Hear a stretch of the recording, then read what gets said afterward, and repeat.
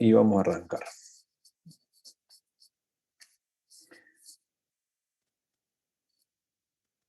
Es una clasecita que es bastante corta, la vamos a acotar bastante porque es mucha información por ahí, que no es necesario que se profundice tanto, ¿sí? Como lo que es manejo mecánico de cargas. Nos vamos a enfocar en dos tipos de equipamiento, que son autoelevadores, porque también es ley a partir del año 2015, esta resolución que es la 960, y vamos a ver todo lo que es puente grúas, ¿sí? En los dos casos le agregué un videíto para que sea un poquito más divertido, si no se pierde bastante la información. En lo que es autoelevadores, la nueva resolución pide que se haga, digamos, que forme parte de lo que es control de seguridad de estos autoelevadores, ciertas normativas, chequeo, y que los conductores de autoelevadores tengan una capacitación especial y que se les genere un carnet. Esa capacitación lo que se pide es que se haga un teórico práctico, ¿sí? Todas las empresas deberían tener, nosotros trabajamos bastante con eso, que los profesionales de esta materia viajan a las empresas, le hacen una prueba, una parte teórica, que eso hace todo vía, digamos, digital a distancia, se rinde un examen y después los que han aprobado ese examen se le hace sí un ejercicio práctico en el autoelevador de la empresa, con una cierta dificultad, tanto para lo que es conducción como para lo que es carga y descarga, ¿sí? Entonces, de esa forma se genera el carnet todos los años. Eso es lo que pide la nueva resolución. Entonces, es muy importante y un equipamiento que se usa bastante en lo que es industria, por lo cual lo consideramos como importante en el curso. Bien, bueno, vamos a arrancar ya. Estamos en hora. Entonces, como les decía, lo que es manejo de mecánico de cargas, lo vamos a ver en lo que es autoelevadores y puente grúa. Para los que no conozcan, todavía no han tenido contacto en ninguno de ellos, no hay ningún problema. Nos vamos a ayudar con unos videitos que nos van haciendo la introducción. Y el concepto que tienen que tener como ingenieros industriales es saber en qué está compuesto tu equipo y cuáles son los riesgos y las medidas preventivas asociadas para prevenir accidentes y cuál es la normativa legal para dar cumplimiento en este aspecto. Entonces, el objetivo que vamos a tener yo, esta capacitación, le voy a pasar algunos slides lo más rápido que pueda, porque yo les doy la misma capacitación, de hecho ya está cargada en autogestión, la acabo de cargar, que se le da a los conductores de autoelevadores. Entonces, no les saco nada, con el objetivo que a ustedes el día de mañana, si tienen que darlo en alguna empresa o tienen que tener material, yo se los dejo disponible, ¿sí? Lo único es que voy a ir pasando algunos slides más rápido porque vamos a meternos en cuestiones que no vienen al caso. Entonces, el objetivo es que se conduzca de forma segura, que se conozcan las técnicas correctas de operaciones de carga, que se detecten los riesgos, tanto en el equipo como en las instalaciones. Muy importante saber reconocer riesgos en el mismo equipo que vamos a utilizar, cómo lo vamos a recibir si hay cambio de turnos, y en las instalaciones que nos rodean. Cómo vamos a comunicar al supervisor los riesgos encontrados, ¿sí? Y cómo cumplimos con las normas y procedimientos de la empresa.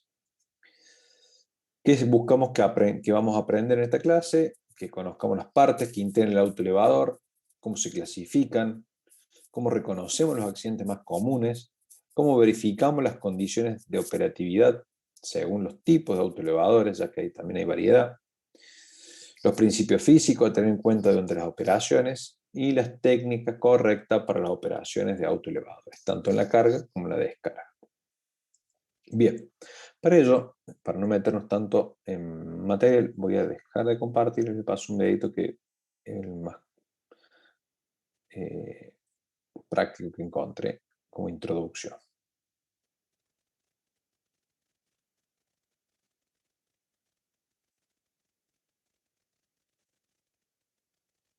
En la operación de la grúa horquilla. 1. Revisar todos los instrumentos al poner en funcionamiento el vehículo. 2. Ajustar el asiento del conductor para regular distancia a los pedales y controles de la máquina. Debe contar con cinturón de seguridad de 2 puntas y protectores laterales. 3. Probar sistema de frenos e hidráulico antes de poner en marcha. 4. Al iniciar su desplazamiento, asegurarse que no existan personas alrededor de la máquina y en su camino. 5. Nunca levante una carga superior a la capacidad de la máquina, indicada por el fabricante.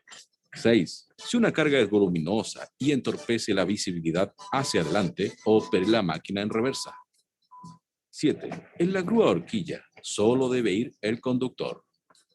8. Al aproximarse a un cruce, disminuya la velocidad y ya haga uso de la bocina. 9.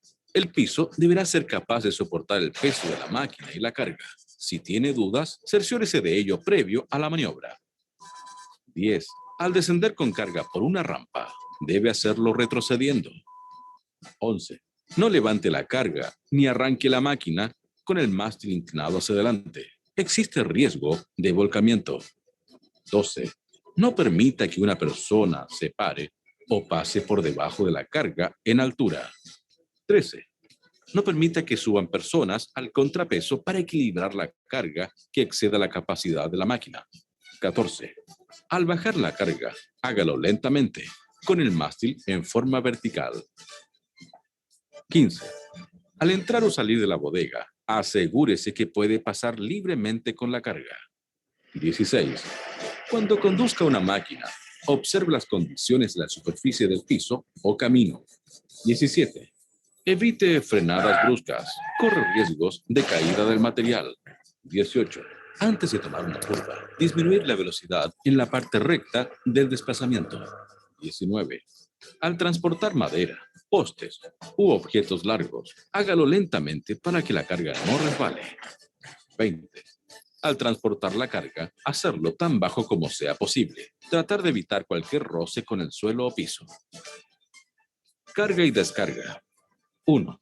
Al acercarse a la carga, hágalo ajustando las horquillas en la entrada del tablero o pallet. 2. Incline levemente. Dejo, ya seguimos con el video.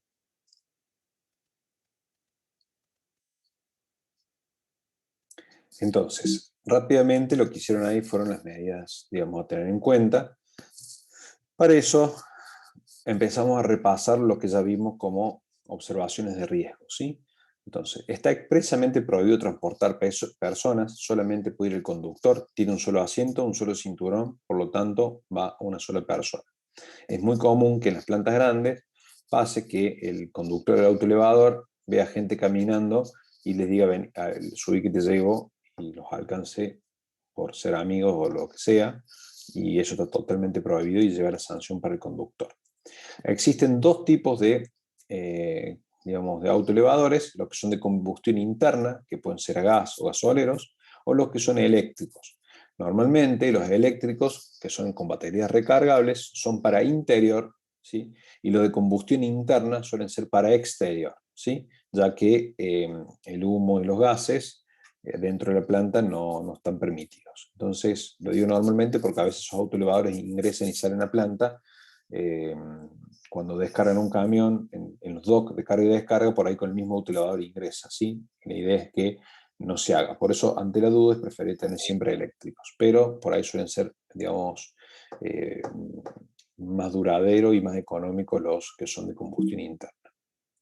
Lo mismo con las cubiertas. Las cubiertas que son para exteriores, ¿sí? Tienen que ser con cámara, ¿sí? Mientras que las cubiertas que son para interior suelen ser macizas, lo cual hace que perdure más, pero no son, si una persona va con rueda maciza al dock de carga y de descarga, que no suelen ser los pisos tan lisos como en planta, vibra todo, salta, en un desastre de autoelevador, ¿sí? Entonces, importante tener esas diferencias.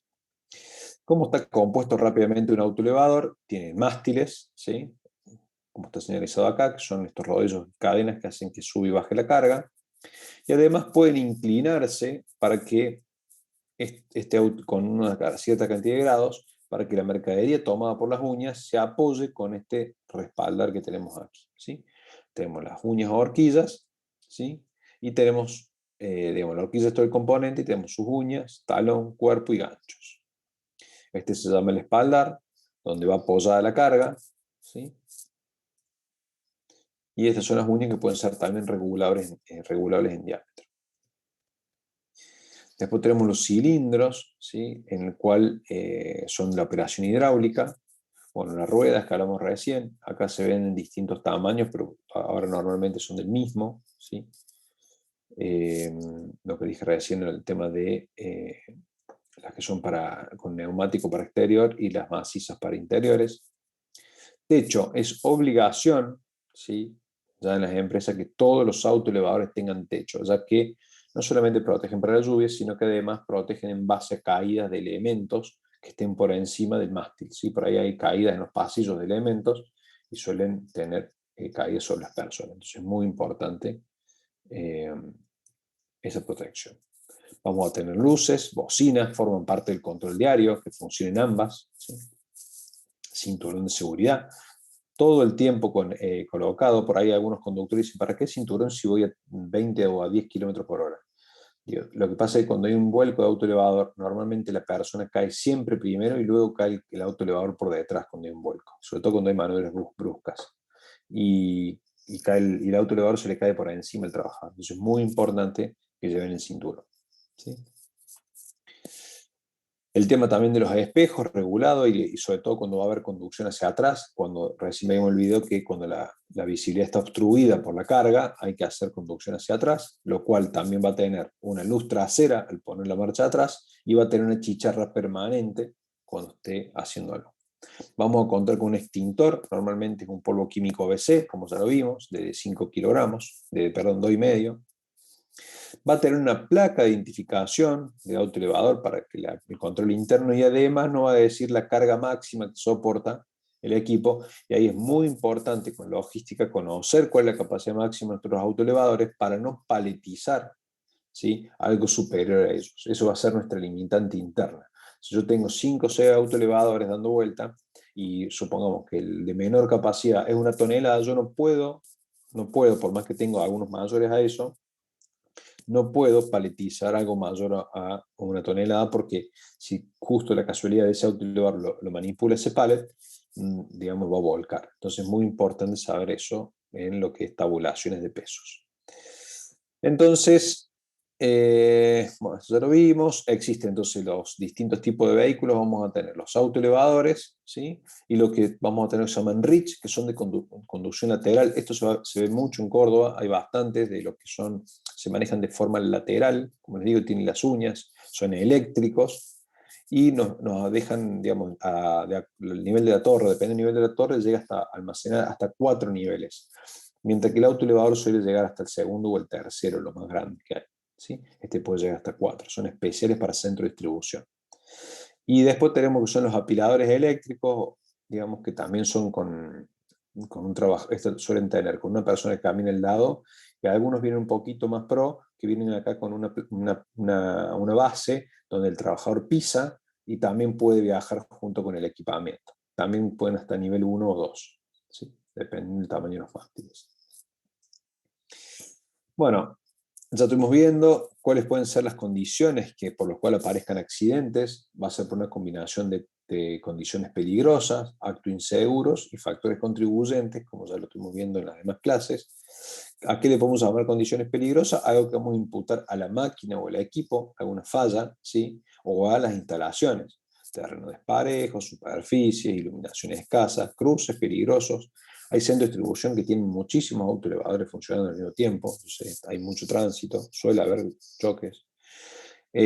Ancho de los pasillos inadecuados, que son demasiado angostos. Falta de señalización en los lugares.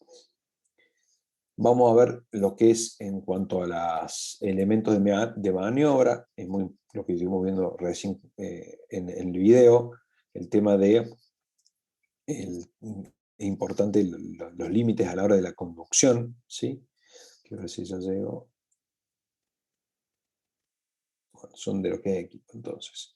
Elemento de maniobra, que es movimiento de un camión durante carga y descarga, mal colocado, rampa sin fijar, ausencia de cuña. Esto es cuando el equipo, por ejemplo, el camión que llega a descargar, no se le ponen los tacos debajo de la rueda y el autoelevador está ingresando o está sacando mercadería, eso sí que se mueve, ¿sí? Y lo que son debido a las cargas y soportes, puede ser que las estivas vengan mal embaladas, ¿sí? Que algunos sean, como dije recién, que las capacidades superen el volumen y el tamaño del autoelevador estandarizado.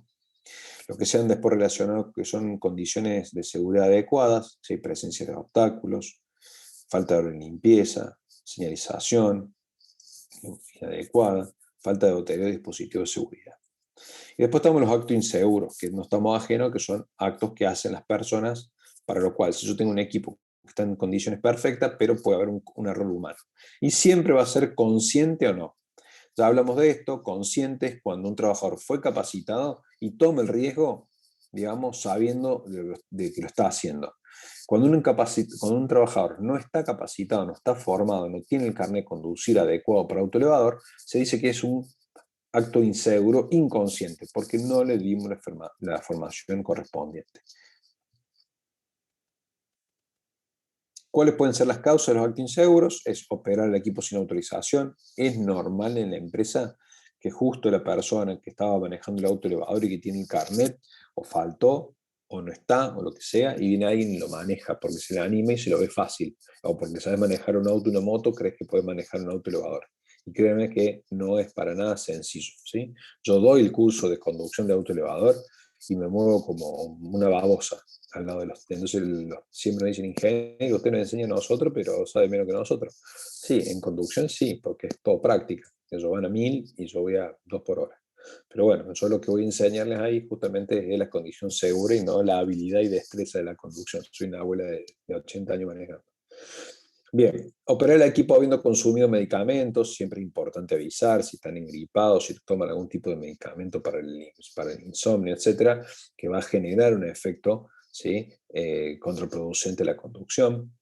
Y bueno, por supuesto, sin cumplir ninguna de las normativas establecidas por la empresa. Conducir después del tema de exceso de velocidad. Había unos centros de distribución que se le ponían directamente un tabulador de velocidad para que no superen, ya que las personas no respetan la máxima permitida. Pero bueno, yo estoy en contra de eso porque por ahí necesitamos una cierta velocidad o aceleración para alguna tarea, porque, dependiendo de los pesos, pero es importante siempre la capacitación a la gente que no lo viole. No pondría un limitador de velocidad. Bueno, los principales tipos de accidentes pueden ser entre personas y también con daños materiales. Los que autoelevadores hay mucho daño material, que es caída, golpes de equipamiento. Parece una tontera el video de lo que dice que hay que retroceder marcha atrás en una pendiente, pero realmente pasa. Esto es un caso típico en donde hay rampas de ingreso a las plantas y las personas vienen y bajan de forma frontal, lo cual hace que se desprenda la carga y se caiga, y después por detrás viene el autoelevador y se lo lleva puesto. Entonces, es una tontera, pero pasa muchísimo. Y sobre todo es una cuestión de o distracción, porque se ha sido capacitado, o por personas que son nuevas en la maniobra. Bien. Evitar subir a los camiones con los equipos, siempre importante en estos docks de carga y descarga, donde los camiones acerquen hasta el límite, y nunca tratar de evitar utilizar puentes, menos si son inventados. He visto que han inventado hasta con pallet. Entonces, lo principal es evitar hacer eso. Todo lo que sea condiciones y pisos también es muy importante saber y tener en cuenta. Evitar que las personas viajen, ya lo vimos.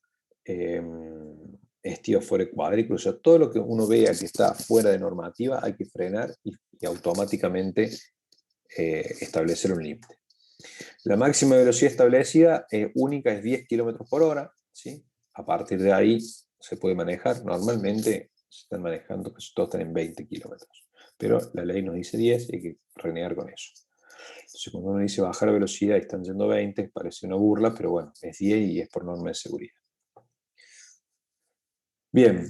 El tema de atropellamientos, evitar, es muy común que digamos el riesgo más común es el tema de evitar atropellamiento, entonces es muy importante las sendas peatonales para los usuarios, saber en los cruces, ¿sí? Por ejemplo, las plantas autopartistas, si bien no se utilizan autoelevadores, pero suelen utilizarse carros eléctricos de abastecimiento, ¿sí? Para lo que es líneas, y van a un ritmo de lo que manda la línea. Entonces, también es muy importante esos cruces, que lo sepan y lo conozcan, mirar a ambos lados siempre a la hora de cruzar, porque los equipos estos se van moviendo permanentemente.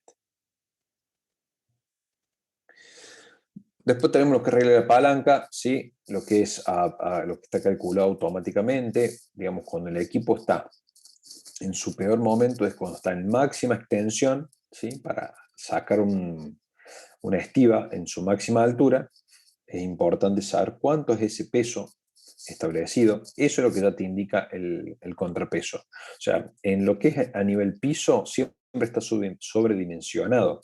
La peor situación, por regla palanca, es el equipo con la uña al máximo arriba y en esa situación se calcula el peso máximo para tener en cuenta. Y nunca se puede incluir un contrapeso. Ahí mostré un video de personas que se están subiendo por detrás para incorporar peso, pero yo he visto hasta que le han puesto moldes de matrices como para sumarle peso, pero todo eso está fuera de normativa y está totalmente prohibido y causa graves accidentes. Bien, ¿qué más? Conocer el peso, antemodoro ya lo vimos. Bueno, ahora vamos a ver todos lo son los pasos a la hora de maniobras, tanto lo que es el apilado como carga y descarga. Entonces, en vez de ir uno por uno de estos, les voy a pasar de vuelta el videito, donde habíamos quedado.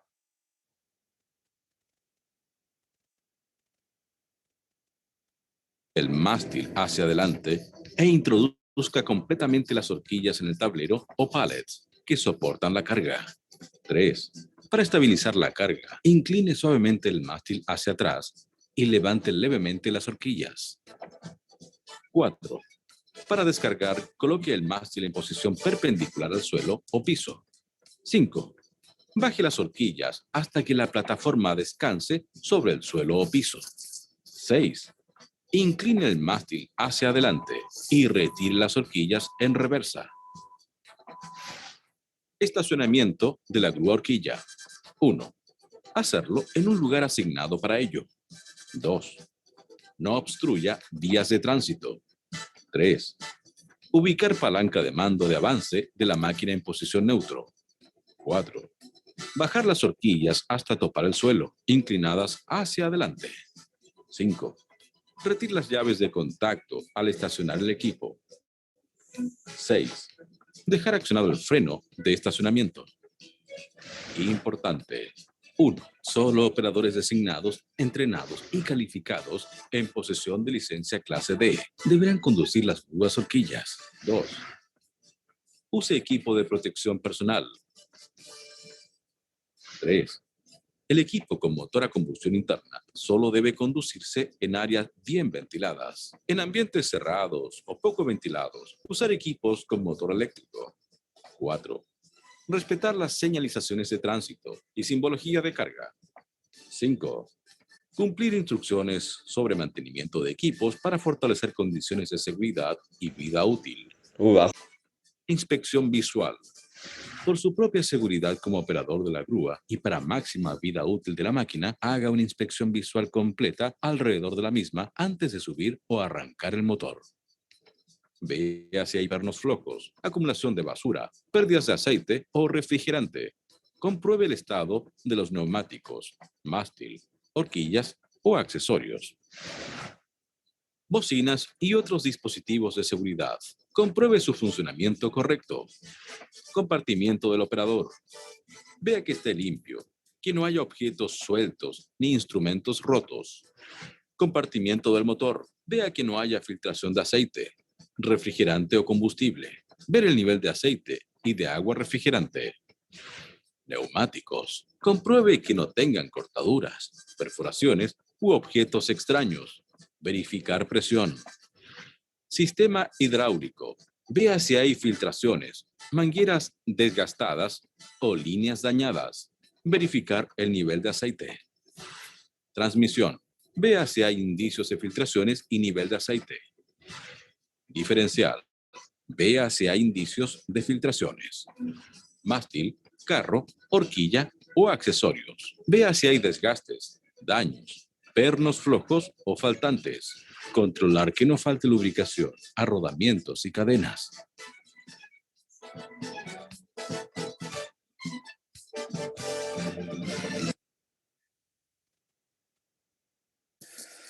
Bien, volvemos.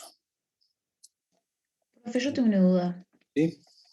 El operario cuando está arriba de la mulita, como que no ve a qué altura están las pinzas, digamos. O sea, o la tienen muy clara o hay como niveles preestablecidos entre la altura de las pinzas y los pallets, por ejemplo, que no sé, lo ponen nivel 2 porque si no sería como muy difícil justo enganchar la pinza en el huequito del pallet, por ejemplo. Sí, sí, totalmente. Em, Créeme que es manual. ¿Sí? Algunos autos, yo vi algunos autoelevadores que traían como un estándar de niveles que vos apretabas nivel piso y nivel uno, nivel 2, nivel 3. Se llaman tree-load, que no sé si siguen existiendo. Bueno, pero eso era porque era un equipamiento que ocupaba todo el pasillo y podía abastecer de los lados y la cabina del conductor sube con la persona, ¿sí? No es que suben las uñas solas, sube todo. Eh, bueno, este se reemplazó porque es muy lento ese equipo para lo que se está buscando. Hoy el bueno, bonito y barato y más eficiente operativamente es este Reach, que es el conducción lateral, lo van a ver en muchos lados. Y el autoelevador este, también llamado Molita, lo que tiene es eso, es operación manual, pura calidad del conductor, ¿sí? No tiene que ir regulando las cargas de acuerdo y le tiene que ir acertando a, digamos, a enganchar los pallets. Por eso es pura práctica. Es por eso que se nos pide que le hagamos las prácticas para validar, ¿sí? a los conductores. No sé si está bien eso que estabas preguntando. Sí, sí. Bien. Bueno, esto es lo que ya vimos, los pasos a salir de la carga, tanto carga y descarga, en lo que es acercarse a las estivas y retirar la mercadería. Como verán, siempre es de acuerdo a la, digamos, calidad de conducción y experiencia del conductor a la hora del acercamiento y cómo vamos a agarrar los distintos niveles, ¿sí? Bien, medidas preventivas ya las vimos, quiero llevarlos al control, ya les dijeron todas las normas de control que están en el video. Elementos de seguridad se están incorporando, que en el video no lo dice, ahora se le están incorporando chalecos reflectivos, ¿sí? Puede utilizar, digamos, si estamos en el exterior se le suele dar gafas de seguridad para el viento y que no te entre nada en el ojo y además que sean oscuras para el tema del sol. Y algunas vienen que son, digamos, que cambian cuando ingresas a plantas, se hacen translúcidas y cuando sales afuera se oscurecen. Son unas 3M que están buenísimas. Lo bueno de que esos anteojos, principalmente, más allá de los deslumbramientos, lo que evitan es que te entren partículas. En esta época que hay mucho viento, que te entren los ojos, muy común eso. Entonces, cuando a un trabajador vos le das un buen anteojo de seguridad con esto, además de verse fachero, lo usa bastante, algo que tiene arraigado bastante. No así la protección auditiva. Sí o sí tienen que utilizar todo lo que es área de depósito, se tiene que incorporar ya los chalecos, digamos, con las bandas para que se puedan ver, guantes y calzados, ¿sí? Son los que forman parte de la estructura. Esperen que se me fue.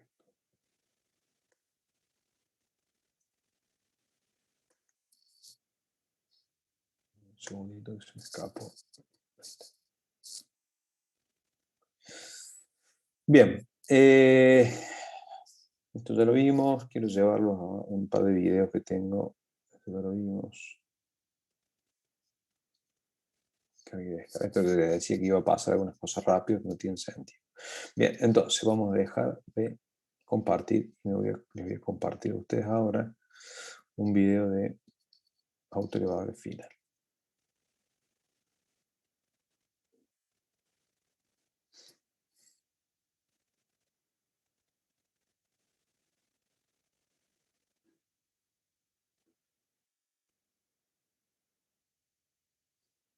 Si bien no son de todos de autoelevadores, sí se puede decir que son de accidentes con videos de cámaras de seguridad en centros de distribución. ¿Sí? Entonces, le voy a compartir algo.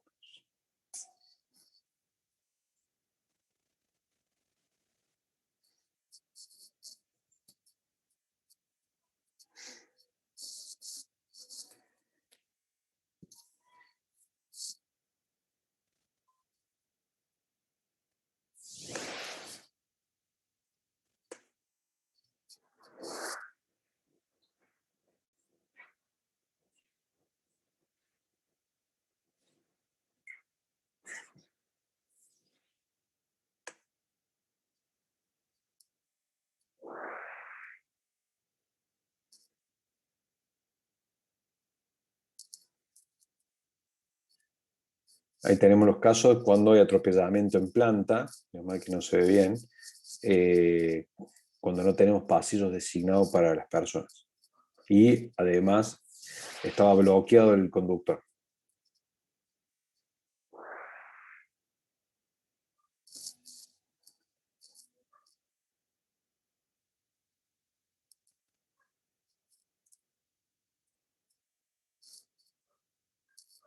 Eso que pasó ahí es todo un centro de distribución donde tenemos los equipos de estos carretillas donde el que yo les comentaba que pueden ser que un trabajador camine al lado, en este caso no, es el que tiene se suele llamar también traspaleta, que tiene una base para donde va el conductor parado y viene un auto elevador con mercadería que se cae hacia adelante, ¿sí? No se lo ve, solamente se están viendo las uñas del auto elevador.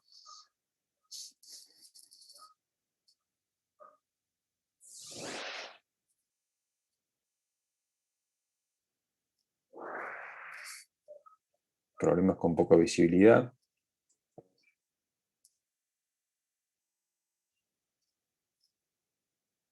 Ahí tenemos otro caso de carretilla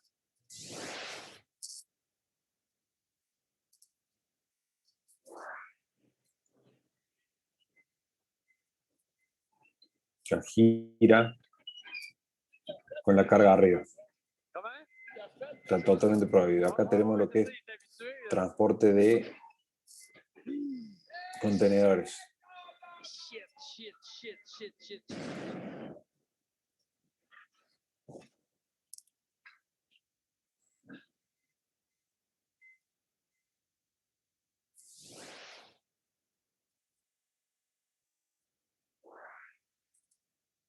Cuando un autoelevador con un contrapeso le pega a las estructuras de rack, no duden que se cae todo, ¿sí? Estas estructuras rack tienen protecciones, yo las veo en la zona de distribución, están todas con protecciones, están todas marcadas porque se los golpea, pero cuando se les golpea de lleno, las tiran.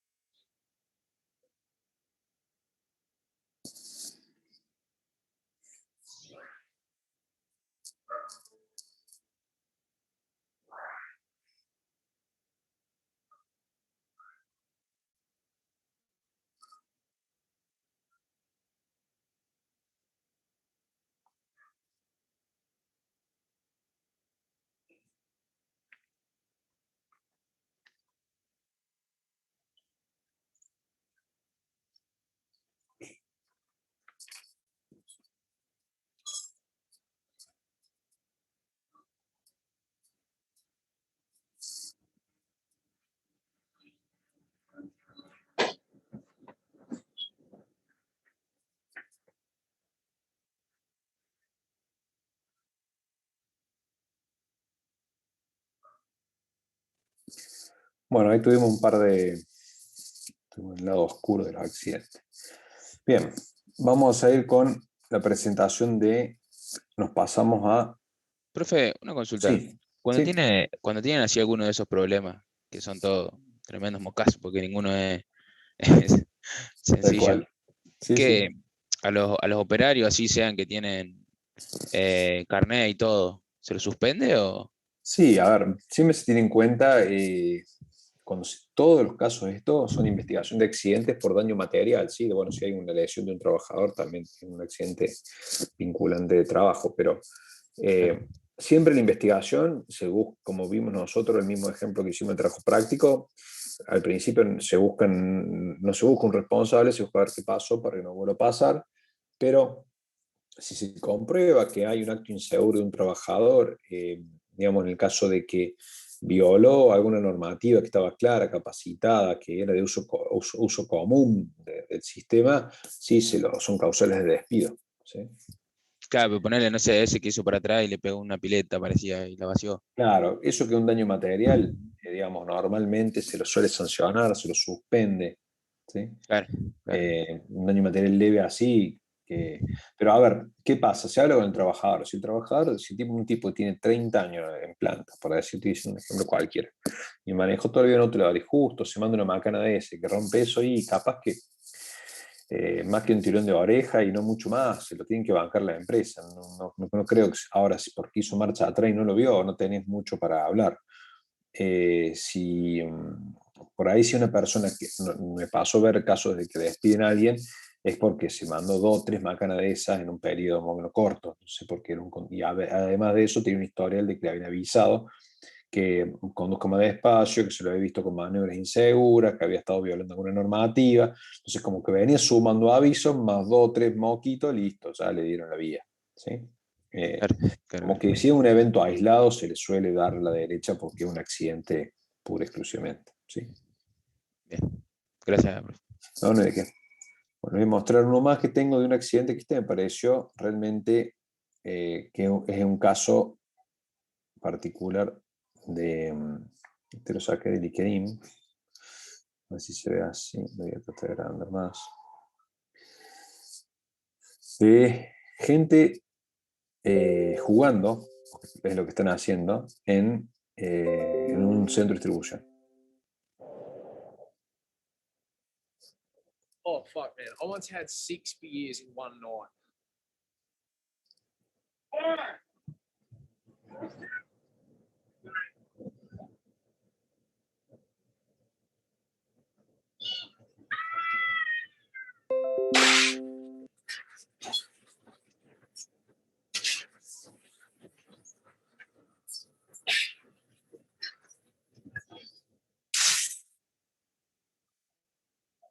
A eso es lo que voy, ¿sí? Que cuando hay, digamos, cuando se golpea una estructura de almacenamiento, se cae todo, por más leve que haya sido el golpe. Entonces, estas situaciones, sí, sí, encima que están filmadas, tenemos un caso de que están todos involucrados hasta las manos. Sí, pobre el que quedó abajo, ¿no? Bien. Déjeme ver qué tengo. Vamos a hacer la introducción entonces ya a Puentes Grúa.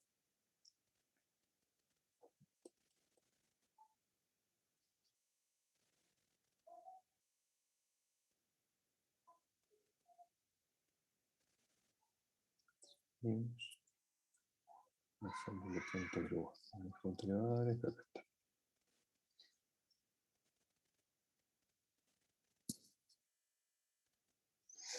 Ahora les comparto.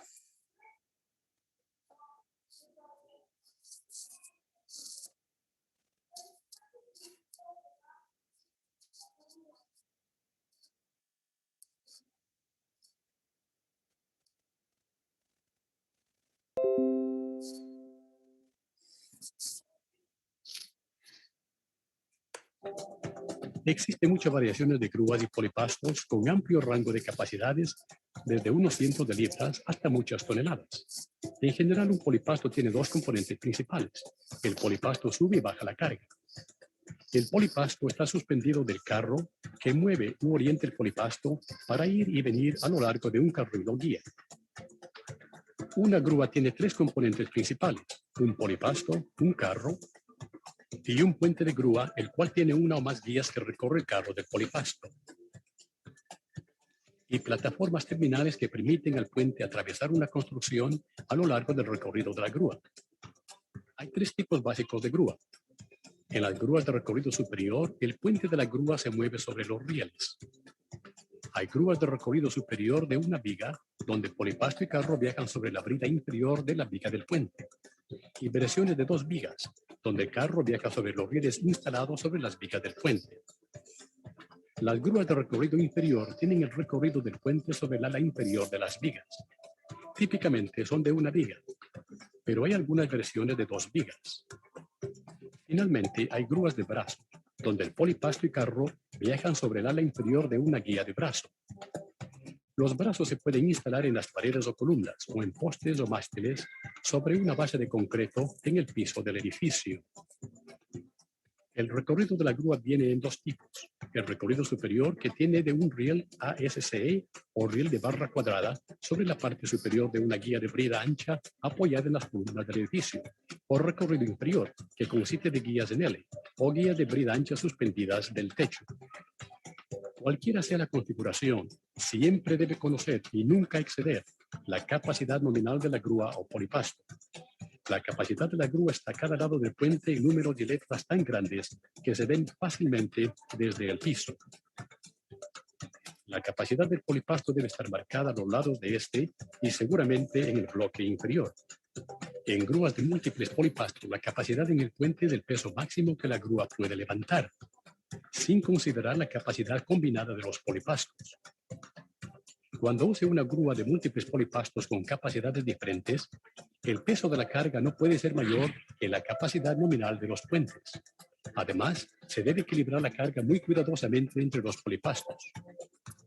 Todo polipasto y grúa tendrá que realizar una prueba anual de carga de 125% de su capacidad nominal si lo exigen las normas locales.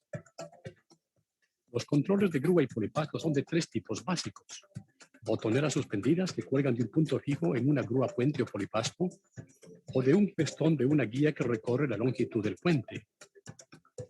Controles de radio, sean de mano o en correa, o cabina de operador, suspendidas desde el puente. Nunca pierda de vista la carga, en especial con grúas controladas por radio o botoneras suspendidas en pestón. Cada tipo de grúa tiene características y funciones únicas. Y recuerde, tiene que estar preparado y calificado para todos los tipos de grúa que use.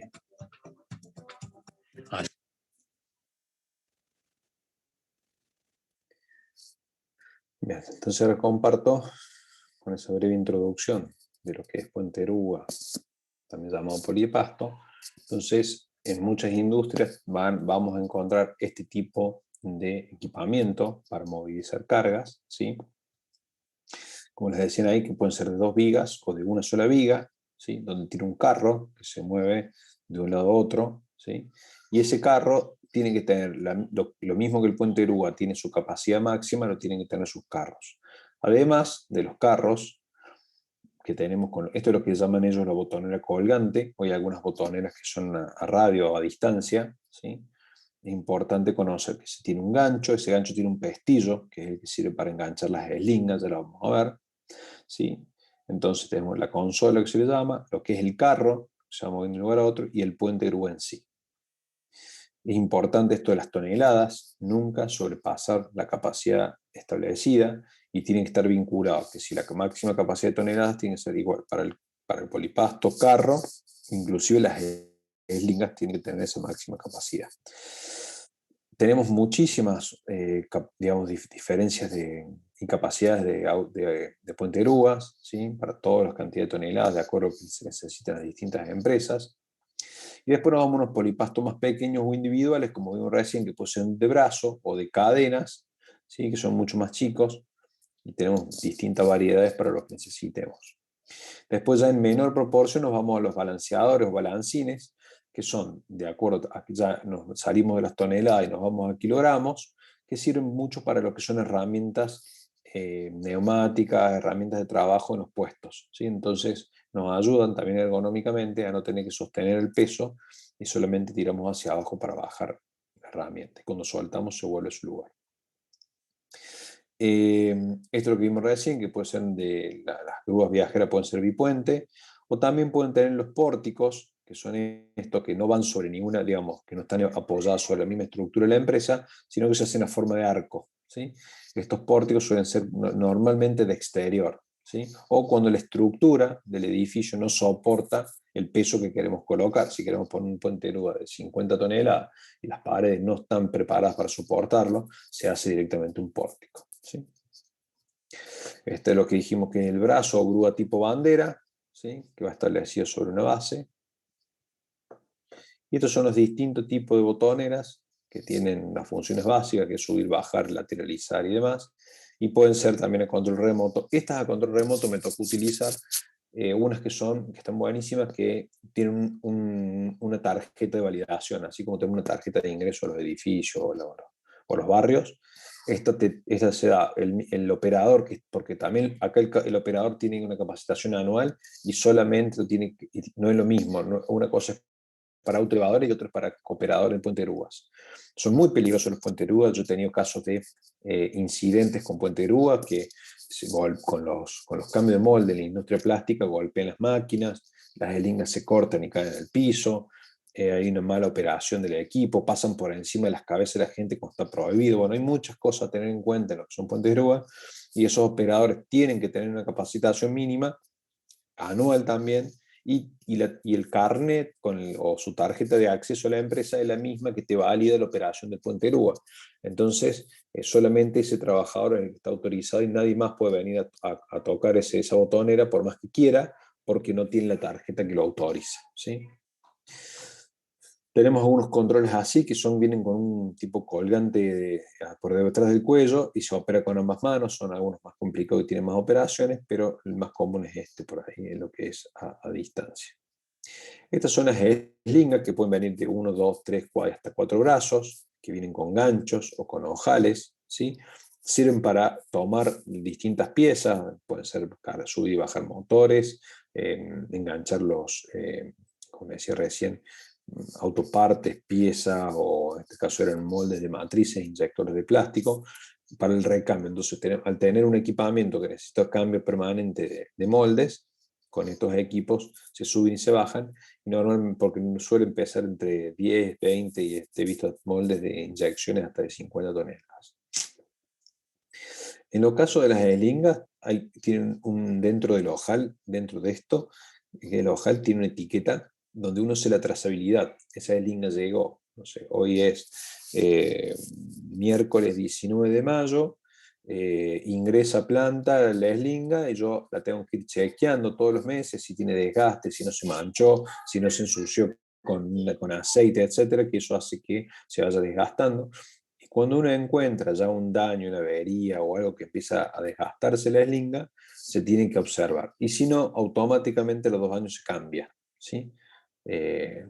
Pero bueno, ahí tenemos que ver también el uso de la empresa, porque hay muchas empresas que compran por ahí una eslinga que no lo usan nunca y se cumplen 2 años. Pero bueno, el tema es que por el simple hecho de que se avejenta al estar guardada, ¿sí? Por las fibras que utiliza, no se debería volver a utilizar. Es un gran problema porque son muy caras y si no, uno no le ve un daño visible, no las quiere tirar, ¿sí? Referido a eso también vienen los que son cáncamos y grilletes. ¿Qué son cáncamos y grilletes? Son estas adecuaciones tipo tornillos que ingresan a los moldes para que se puedan enganchar más fáciles las eslingas. Supongamos esta eslinga de gancho, si yo quiero tomar una pieza, previamente vienen con diseño para poder enroscar este cáncamo en donde después yo puedo enganchar la eslinga. Y si no, puedo usar tipo grillete, donde es un tornillo pasante, y lo ajusto para la mejor maniobra del equipo. Algunos moldes, yo he visto ya motores de equipamientos que ya vienen dentro de la de fábrica, ya vienen con el ojal, ¿sí? Diseñado de fábrica, para no tener que utilizar ni cáncamo ni grillete, y directamente se pueden tomar de ahí para incorporar dentro de los motores. Por ejemplo, algunos motores de camiones Iveco ya vienen con los ojales listos para enganchar y hacer más fácil el movimiento, ¿sí? Entonces, tenemos que tener verificaciones anuales, control periódico de todo lo que son cáncamos y grillete. Estos cáncamos, si están mal utilizados, es común verlos que están torcidos, ¿sí? Se empiezan a deformar. Estos cáncamos también tienen que estar de acuerdo al peso que estamos necesitando levantar, igual que las eslingas. Si estamos diciendo que todo es de 20 toneladas, los cáncamos, billete, eslinga y puente de grúa, todo tiene que ser para 20 toneladas. Parece una cosa muy básica, pero es común que la gente no sepa y utilice un cáncamo de menor proporción, y ahí es donde empezamos a encontrar las deformaciones o se rompen, porque serían los fusibles donde se rompen y se caen las mercaderías. Es por esos temas. Yo tuve el caso de la caída de un molde, donde por suerte cayó en el pasillo, lo estaba manejando a baja altura como corresponde, el operador era el operador adecuado, todo, pero estaban utilizando un cáncamo que estaba deformado, no lo habían sacado de circulación, era un molde que se usaba muy poco, entonces cuando necesitaron moverlo buscaron los viejos cáncamos que estaban deformados, supuestamente ya para tirar, no lo habían tirado, porque la gente de mantenimiento los había separado porque sabían que eran los únicos cáncamos para mover eso. Bueno, entonces ya estaban con un daño visible y se quebró estando dentro del equipo y cayó el molde automáticamente. Para cómo se rompe uno y no cae directo al piso, porque no se rompen los dos y cae directo. Se rompe uno y hace una especie de látigo y va y golpea todo lo que tiene alrededor, pega pared, piso, un desastre. Y hacen un ruido tremendo. Bien, entonces está el control de los cáncamos, grilletes, control de trazabilidad de las eslingas, saber qué tiempo tienen de vida, ¿sí? Que no tenga ningún daño. No se pueden usar para otra cosa que no sea esto. Por ahí yo tengo casos de que nos piden las eslingas para, no sé, a alguien se le quedó un auto y quieren utilizarla, no se puede. Usar los elementos de seguridad correspondientes a la zona de taller y hacer estas inspecciones visuales ante el traslado y hacer siempre pasillos de circulación para evitar pasar por encima de los trabajadores. Chicos, ¿alguna pregunta, consulta? Profe, ¿puede explicar de vuelta qué era el polipasto? Porque justo esa parte no escuché. Bueno, yo te muestro. Un segundo. Te lo voy a mostrar directamente en el video como fácil. Entonces, miren por etapa.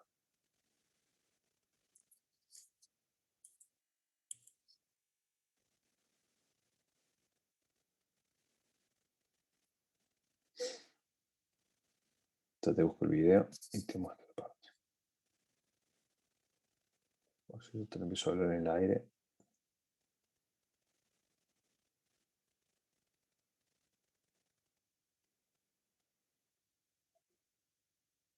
Ahí va. Una grúa tiene tres componentes principales. Un polipasto. Polipasto. Polipasto se le llama, vos te vas a tener el componente, que es el puente grúa, el carro, y el polipasto se le llama al equipamiento que hace que sube y baja la mercadería, ¿sí? O sea, esto sería gancho, ¿sí? Este equipamiento que hace que baje el gancho se le llama polipasto. El movimiento que hace lateral se le llama carro. Un carro. ¿Sí? Y el puente grúa es el que sostiene la estructura. ¿Sí? Estos son las vigas. Un puente de grúa, el cual tiene una o más vías que recorre el carro del polipasto. Y plataformas terminales que permiten al puente atravesar una construcción a lo largo del recorrido de la grúa. Entonces. Es más o menos como un malacate, profe. Sí, ¿no? Es un malacate. Si lo queremos llamar así, sí, es un malacate. Pero es el equipamiento que hace que baje el gancho. Entonces, cuando se dice que tengamos en cuenta, si yo tengo que levantar, acá este ejemplo de 5 toneladas, y esto pasa porque los puentes de grúa los arman, los desarman, los cambian, se rompe algo, entonces, y parece una tontera, pero siempre pasa. Si el puente de grúa me aguanta 5 toneladas, ¿sí? Y después yo vengo y cambio a un carro de 5 toneladas, mi polipasto también tiene que tener 5 toneladas, porque a veces yo cambio el carro y digo, che, mira, conseguí un carro de 10 toneladas, bueno, mándalo. Bueno, perfecto. Y empiezo a decir, pero mi puente de grúa me aguanta 5, ¿para qué tengo un carro de 10? Bueno, el polipasto también me aguanta 10, bueno, levantemos 10, no, pero la estructura no lo aguanta. Entonces, esas cosas suelen pasar. Sí suele pasar al revés, que esto aguanta 10 toneladas y compro un carro de 5 y después le termino agregando otro de 5. Entonces, bueno, eso es lo que empieza a explicar acá, que se compra normalmente un puente grúa, se pide armar un puente grúa con estructura, y como las empresas van cambiando y los diseños van cambiando, Yo conozco muchas empresas que arrancaron haciendo moldes de matrices de 1 tonelada y hoy están haciendo, como le dije, de 50. Entonces, han hecho plantas nuevas con nuevos puentes grúas porque no pueden manipularles semejantes bestias de acuerdo a lo que tienen que ir inyectando. Entonces, es importante conocer esa unión. Pero sí, esa es la pregunta de polipasto, eso es. Malacate también se puede hacer. Bien, chicos, ¿alguna otra pregunta?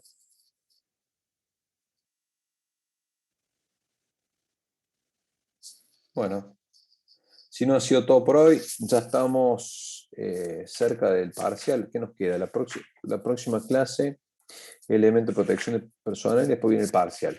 La clase que viene, tenemos clase de lo que es elemento de protección personal, pero ya eso no entra, y acá donde yo me equivoco, después no tengo nadie, hoy tengo 48, la clase que viene meter menos, eso ya no entra para el parcial de este primer parcial, va a entrar para el segundo. Entonces, esta clase hasta el día de hoy, ¿sí?, es lo que entra para el primer parcial, ¿sí? Entonces, ya la clase que viene nos repasaremos todos los temas y ustedes traigan algo si tienen alguna pregunta previa. Por eso vamos a dar una clase que no va a entrar y si tienen alguna lectura previa y tienen dudas, aprovechen la clase que viene, ¿sí? Entonces, hasta acá es lo que entra en el primer parcial, ¿sí? Claro, profe. ¿Listo? Bueno, chicos, hasta el próximo miércoles. Profe, perdón, rápido. Sí. Entonces sería el 2 del 6. Sí, quedó ahí, ¿no? Ah, listo. Sí, primer parcial 2 del 6, tengo una agenda. Listo. Buenísimo. Listo. Gracias, profe. Nos vemos. Chao, chao. Hasta Chao, luego. profe, suerte. Nos vemos. profe, gracias.